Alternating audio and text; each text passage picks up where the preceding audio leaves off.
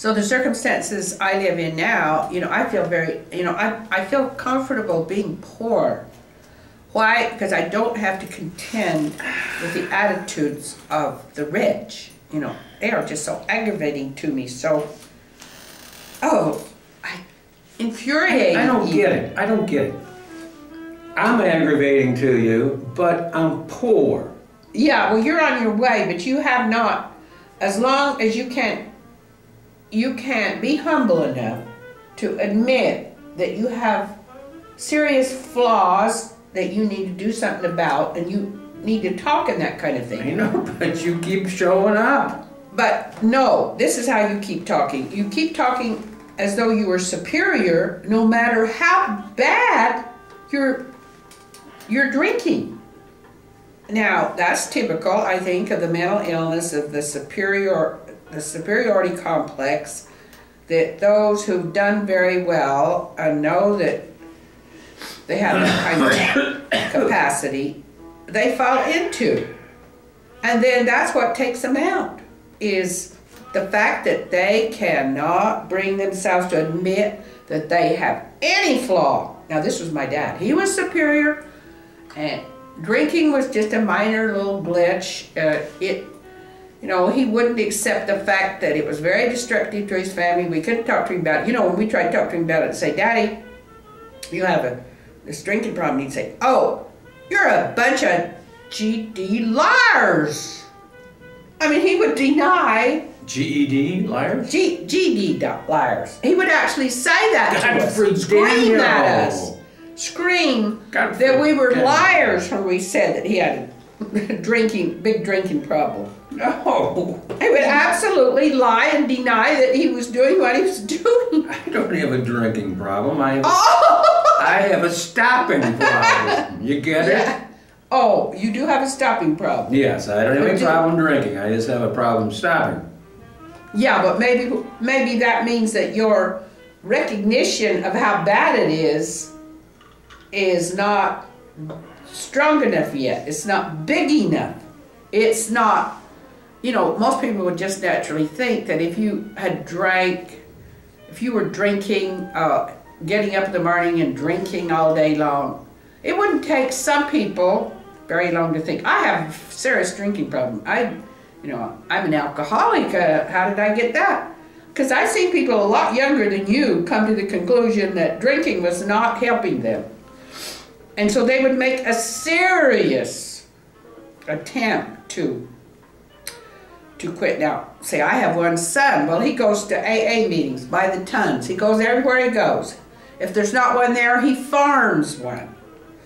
Wait a minute, are you trying to tell me this helps keep him sober? AA meetings are by the tons? You have to weigh a certain amount? No. To get into the... No, I'm just saying... Are we talking about food everywhere he goes, he does the AA meetings. Oh, and in order to stay sober. Tons, right? Yeah, but he has to recognize... Now you only associate with one person, me, and apparently... How the hell do you know? Well, I know, I watch your behavior. As soon as you leave the door, I'm on the phone, man. Oh, yeah, sure. So, see, if you can't go out of your apartment on pretty regularly and talk to everyone in a civil way, in a way that's not destructive to them, that's not insulting, then we can assume, that you have the attitudes of living in society that are acceptable. You have a feeling if you're a nasty, mean drunk when you leave your apartment, and if someone looks at you, you are going to say, what are you looking at? And then you're going to tell them something insulting. Like he and I as a couple, we can't go anywhere together. We can't take trips. Like I'm planning a trip, I think right now, to Los Angeles to see this son that goes to AA all the time. By the way, he met the people who are going to rent him the theater through AA. He said there's lots and lots of directors, actors, performers who go to AA in LA because, you know, drinking has become their big problem, so they're trying to hold it down because they know very well that they're not going to work. That's just part of the problem, okay? And you're talented enough, you could do almost anything. I am retired. I'm 71 years old. What the hell do you... What you start doing Gabby Hayes? You've retired. I'm Gabby Hayes. Right. Oh, you've retired to sloth. Genuine Western gibberish. What? You're saying, okay, now I've retired. It's okay for me to be drunk. It's okay. And I'm saying, no, it's not, because I'm 77 years old. I'm older than you for 6 or 7 years. So wait a minute. What, you're 71 and I'm 77, and so here you are. It's not 6 or 7 years. There is mathematics say if you take 77 and subtract 71, you come out with one number. Nah, and you know, we're not talking quantum mechanics here, you know. Okay, well then, what I don't like is you and I cannot take a trip together. Why? Because you're the one that doesn't like that. Surliness. You're the one that doesn't like it. The reason why is because you are not civilized. You're irritable. You are not civilized. You're incapable of treating people along the way with respect, with courtesy. You're constantly opening your mouth and saying something insulting to them out of your superiority complex, out of your illness.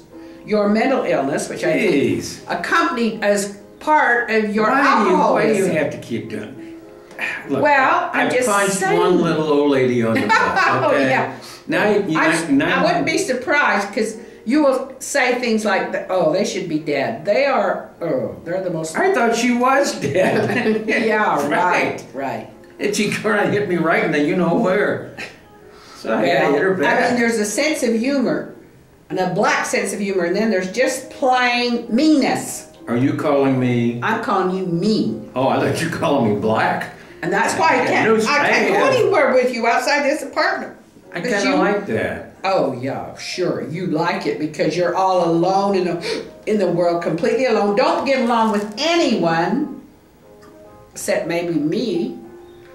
And that's not saying a hell of a lot. And that's because I've recognized that you do have intelligence, unusual intelligence. But this intelligence... I'm a spiffy dresser, too. Yeah. You like my new shirt? Yes. Isn't that lovely? Wonder where I got that shirt. Who gave it to me? And, you know, if I could get a better companion than you... You got some pussies on your... If I could get a better companion than you...